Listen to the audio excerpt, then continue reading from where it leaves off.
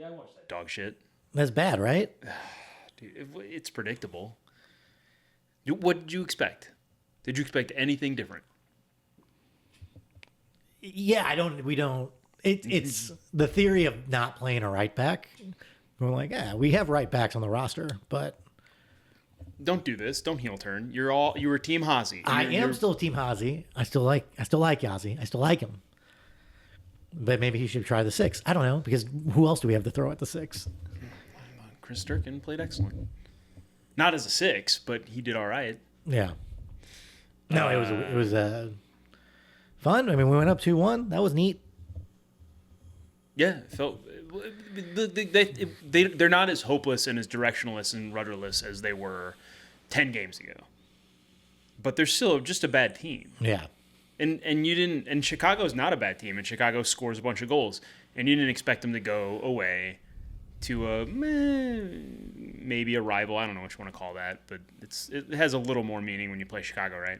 When Chicago plays St. Louis, and you didn't. I didn't expect to get a point out of that. Yeah. But it does. It does suck when you go up 2-1 and you can't close out a game. That's terrible. You gotta get something out of that after you go up 2-1 and they didn't. And that's predictable. That's what is it? I don't even know. I think maybe we're up to 21 points dropped from winning positions this year. It's an insane amount. It's honestly shocking that we've been ahead that often, but I think we've dropped the most points in the league, like an astounding amount of points, such that if we would have gotten results in most of those games, we're a playoff team. So I saw it. Yeah, I didn't watch the game, but I saw the Taylor Twellman, I think, tweeted out that they lead the MLS in like goals conceded after 65 minutes, lead the MLS in goals conceded after like 75 minutes, and are like second in goals conceded after 80 minutes. What is that indicative of? You don't have depth. Is that the answer? That's the most obvious answer is you're not legs? fit. Yes. Okay. You're not fit, and you have no depth at midfield. I mean, I don't know what to tell you. You don't have I don't know if it's that cut and dry. That's you're probably trying to plug holes, and I think that a lot of your other issues. But Olaf was bad with subs. He was just bad with subs. So it's some player management. It is some depth, like you're bringing on Akil Watts to try and ice out some games, and it's not working out real well.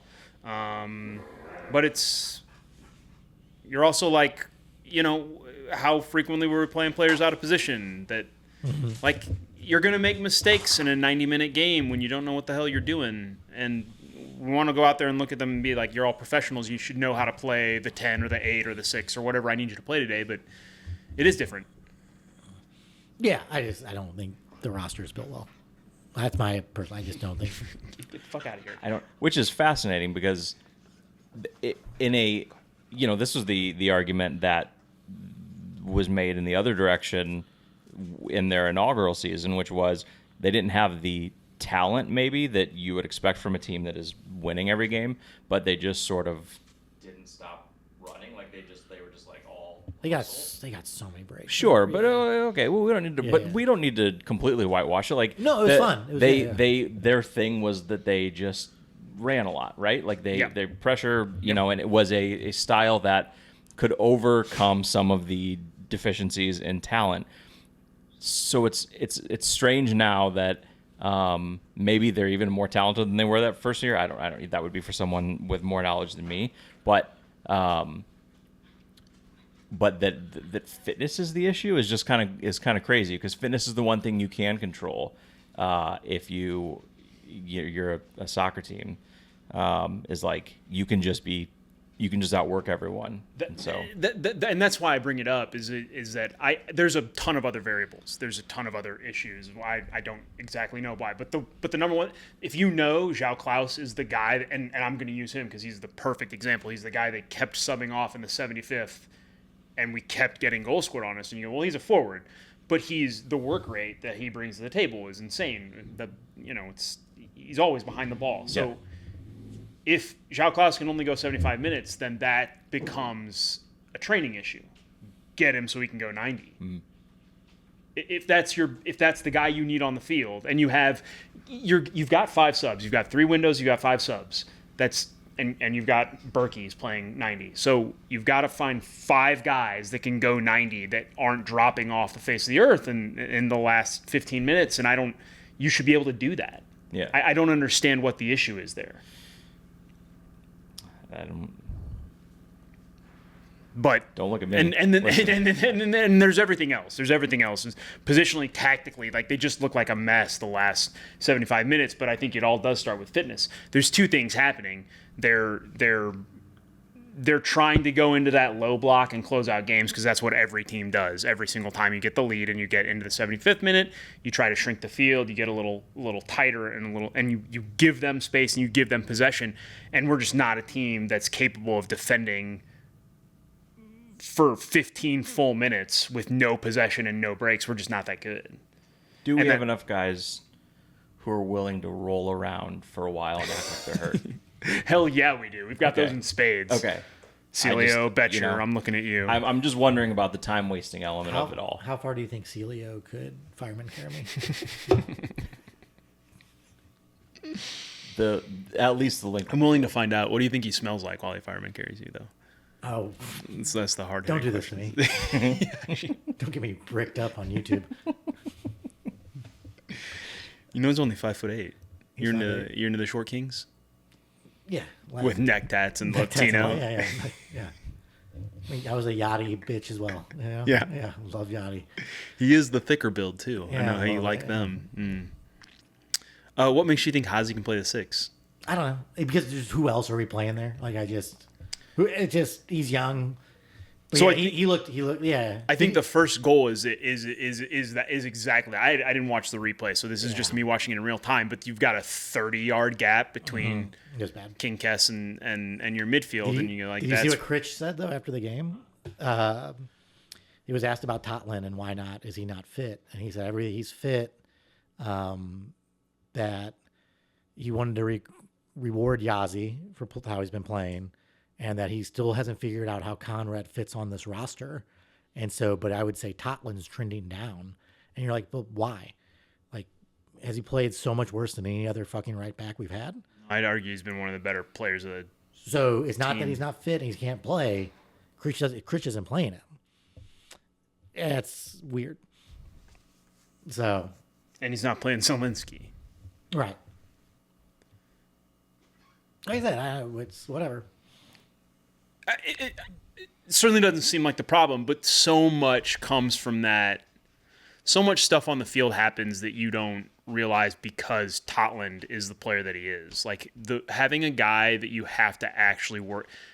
I can almost guarantee you that Chicago did not have a game plan for when Hazi Orozco got up the field. And it happened a couple times and he did all right but you have to defend Thomas Totland. Right. You have to go like, that's not a guy that you can just leave open and figure it out on the swing. So you take that out, yet you lose the balance. You lose a lot of your right side. Like he makes that right side dangerous. It would be fun to see Ben and Totland on the same side. It'd be fun to see that. But yeah, it's I don't know. They're a bad team. They're a bad organization right now.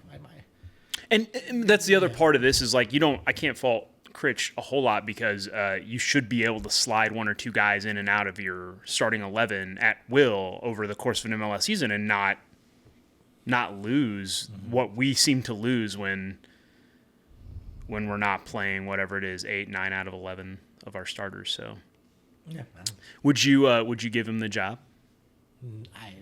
I don't know who's taking the job, but someone's taking the job. Yeah, it's a head because coaching it's the highest level of coaching in the U.S. Soccer, and so there are people, even if it's a dumpster fire, someone would be willing to say I could go in there and dude, you're in your 3rd year. Get the guarantees. Sure, they could build you a statue. You could be Sir Alex Ferguson of St. Louis City SC. Okay, I don't think the coach is the problem. Is my point. Like I think. Okay. So I think it starts at the top, and until you get a new sporting director, I don't think it matters at this moment. What is Sir Alex Ferguson up to these days? Does he want to? Is he interested? Do you think he'll come on the Sir podcast? Alex Ferguson, do you like toasted ravioli? Can I interest you in a gooey butter cake? Yeah. So I don't know, I no. also have no idea what I'm talking about. So, what does it matter? You're overthinking it. The question was Critch or the field, and it's. Yeah, if he's. I hear what you're saying, that if it's a he- bad team, so it doesn't matter who your head coach is. Critch is also he's a system. He's part of the system, right? He's part of what the system has built in the last 3 years. So, if you're saying the field, I think that looks bad as a sporting director to bring on somebody else. I think he's good. I think Critch is going to get the job. Oh, still not the question I asked, but Sorry. do you want him to have the job? Does that make you happy? It doesn't make me happy. No. You'd Doesn't make rather me wanna have do a happy dance. You'd rather have anyone else. Sure. Yeah. Okay. I think I'm in the same boat. But I'm not as I don't have that big.